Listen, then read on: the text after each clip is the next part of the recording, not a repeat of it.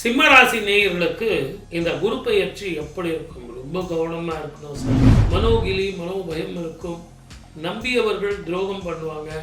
கணவன் மனைவி உறவுல தேவையில்லாத பிரச்சனைகள் வரும். திருமணம் நடக்காதவர்களுக்கு திருமணம் நடக்கும். ஆனால் அந்த திருமணத்துல தேவையில்லாம குழப்பங்கள் இருக்கும். இது பதங்கி போக வேண்டிய காலம். வியாபாரம் தொழில் பண்றவங்க கூட நான் பேங்க்ல ஏதாவது ஒரு லோனை வாங்கி கொஞ்சம் எக்ஸ்டென்ஷன் பண்ணட்டுமா சார்னா வேண்டாம், பொறுமையாக போங்க, நிதானமாக போங்க, அகலக்கால் வைக்க வேண்டாம். இந்த நேரத்தில் நீங்கள் அகலக்கால் வச்சிங்க அப்படின்னா பிரச்சனையில் மாட்டிக்கிங்க. அந்த இஎம்ஐ கட்டணும். வேற்று மொழி இனத்தவர்களால் லாபம், அதே நேரத்தில் அவர்களால் பிரச்சனை வரும். மிக கவனமாக கணவன் மனைவி உறவுல முடிஞ்ச வரைக்கும் விட்டு கொடுத்து வெளிநாடு போகிறதுக்காக, வீடு கட்டுறதுக்காக, வாகனங்கள் வாங்குறதுக்காக கடனை வாங்கி கொஞ்சம் ஏதோ ரொம்ப பெருசாக வைக்காதீங்க. ரொம்ப சின்னதா.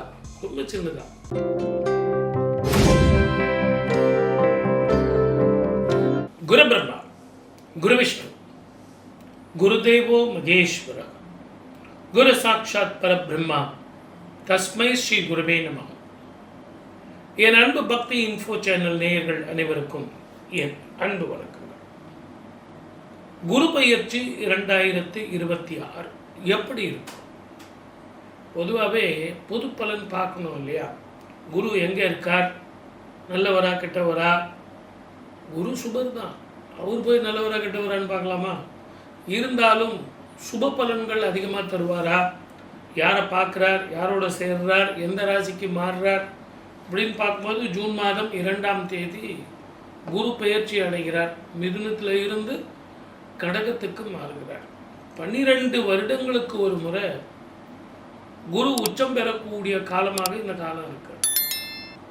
அதனால உச்சம் பெறக்கூடிய குருனால மிகப்பெரிய சுப விஷயங்கள் நடக்கும்.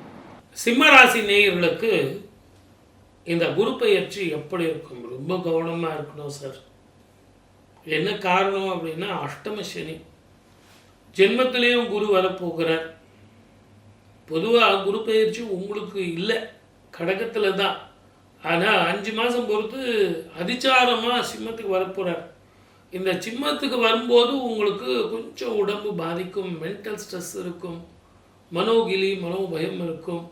நம்பியவர்கள் துரோகம் பண்ணுவாங்க. கணவன் மனைவி உறவில் தேவையில்லாத பிரச்சனைகள் வரும்.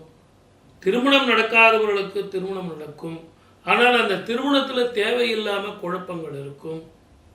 என்னால் முடிஞ்ச வரைக்கும் நான் தர்மத்தை சொல்கிறேன், நியாயத்தை சொல்கிறேன், அவனுக்கு அத்தை சொல்கிறேன், இத்தை சொல்கிறேன், எல்லாம் நமக்கு வேண்டாம். நம்ம வேலை என்னவோ அதை வந்து பாருங்கள். இது பதங்கி போக வேண்டிய காலம். வியாபாரம் தொழில் பண்ணுறவங்க கூட நான் பேங்க்கில் ஏதாவது ஒரு லோனை வாங்கி கொஞ்சம் எக்ஸ்டென்ஷன் பண்ணட்டுமா சார்னா வேண்டாம், பொறுமையாக போங்க, நிதானமாக போங்க, அகலக்கால் வைக்க வேண்டாம். இந்த நேரத்தில் நீங்கள் அகலக்கால் வச்சிங்க அப்படின்னா பிரச்சனையில் மாட்டிக்கிங்க. அந்த இஎம்ஐ கட்டணும்.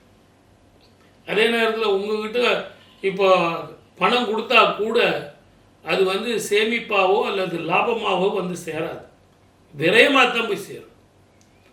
அதுவும் அவங்க கடன் வாங்கிட்டு போயிடுவாங்க. இல்லை சார், வேறு ஏதாவது வித்தவுட் இன்வெஸ்ட்மெண்ட் ஏதாவது பண்ணட்டுமா அப்படின்னா கொஞ்சம் ஒரு முறைக்கு 2 முறை டாக்குமெண்ட்டை படித்து அந்த தொழில் உண்மையான தொழில் தானா, நல்ல தொழில் தானா அப்படின்னு தெரிஞ்சு செய்யுங்க. இல்லை அப்படின்னா அதில் மாட்டிக்குவீங்க. வேற்று மொழி இனத்தவர்களால் லாபம், அதே நேரத்தில் அவர்களால் பிரச்சனை வரும். மிக கவனமாக இருங்க. கணவன் மனைவி உறவுல முடிஞ்ச வரைக்கும் விட்டு கொடுத்து போங்க. என்ன சாம்பார் வச்சப்போ என்ன பிடிக்கவே இல்லை எனக்கு அப்படின்னு மனசை ஒடிகிற மாதிரி பேசுகிறாருங்க. அது நீங்கள் சொல்லும்போது மனசுக்கு கஷ்டம். அதனால் குடும்பத்துலேயும் உங்களுக்கு நிம்மதி இல்லாமல் போயிடும். பிள்ளைங்களை வந்து படிச்சியா, என்னையா மார்க் எடுத்திருக்க, என்னம்மா இப்படி ஒரு மார்க் எடுத்திருக்க அப்படின்னு கடிஞ்சிக்காதீங்க, அரவணைச்சிப்போம். சரி பரவாயில்ல, இப்போ மார்க்கு இப்போ இந்த செமிஸ்டர் இல்லைன்னா என்ன, அடுத்த செமிஸ்டரில் பார்த்துக்கலாம் அப்படின்னு அவங்களுக்கு தைரியமும் ஊக்கமும் கொடுங்க, மனோ தைரியத்தை கொடுங்க. அதே மாதிரி விரயம், அதை சுப விரயமாக மாற்றிங்க.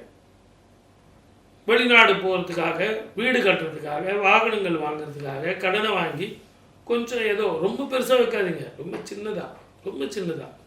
பண்ணிக்கங்க. அளவாக செஞ்சீங்கன்னா அன்பு, சந்தோஷம் எல்லாமே உங்களுக்கு கூட வரும். ஞாயிறு அப்படின்னு ஒரு கிராமம் சென்னைக்கு பக்கத்துலேயே இருக்குது. அந்த ஊருக்கே ஞாயிறுன்னு பேர். அந்த கோவிலுக்கு போயிட்டு வாங்க. கோதுமை தானம், கோதுமை பண்டம் தானம், இதெல்லாம் தாமரை மீது ஈசன் அங்கே இருக்கிற ஒரு அபூர்வ லிங்கம்.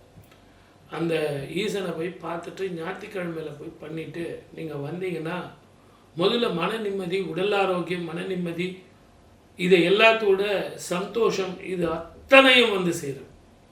ஓகே, வாழ்க வளமுடன். All the best. நாட்டில் சில நல்ல விஷயங்கள் நடக்கும். ஆன்மீகவாதிகள், ஜோதிடர்கள், நியாயாதிபதிகள், டாக்டர்கள், வியாபாரிகள், இவங்களெல்லாம் செழிப்பாக இருக்கும். இருந்தாலும் அந்த சனியும் செவ்வாயும் இருக்கும் காலத்தில் இயற்கை அழிவுகள், நீரினால், நெருப்பினால், போர் பதட்டத்தால், இன்ஃபெக்ஷனால் சில பிரச்சனைகள் வரத்தான் செய்யும். ஆனால் இந்த வருஷம் குரு வந்து ராஜாவாக வர்றார். ராஜாவாக வர குரு செவ்வாய் வந்து சேனாதிபதியாக இருக்கார். குரு உச்சம் பெறுறதுனால தங்கத்தினுடைய விலை கொஞ்சம் ஏறத்தான் செய்யும். ஏற்ற இறக்கங்கள் இருக்கும். ஷேர் மார்க்கெட் பண்ணுறவங்க கொஞ்சம் நிதானமாக தான் இருப்பாங்க. வெள்ளி விலையும் கூட ஏறும். எப்போ தங்கம் ஏறுதோ வெள்ளியும் கூட ஏறும். குரு ஏறும்போது சுக்கிரனும் கூட ஏறத்தான் செய்வார். திருமணம் பாக்கியம் நிறைய பேருக்கு இந்த ஆண்டு உச்சம் பெற்ற குரு பார்வை 3 ராசிகளுக்கு இருக்கும்போது, அது எப்படி ஒரு ராசிக்கு தானே இருக்கும்? நீங்கள் எப்படி 3 ராசிக்கு சொல்கிறீங்க அப்படின்னா, மிதுனத்தில் இருக்கார் இந்த வருஷம் பிறக்கும் பொழுது. குரு பெயர்ச்சி வந்து கடகத்துக்கு வரார். மறுபடியும் ஒரு 5 மாதத்தில் சிம்மத்துக்கு போகிறார். அதிசாரமாக போகிறார். பின்னாடி ஒரு வக்கரம் பெறுகிறார். ஆக 3 ராசிக்கு குரு மாறுறது அப்படிங்கிறது 5, 7, 9 பார்வை.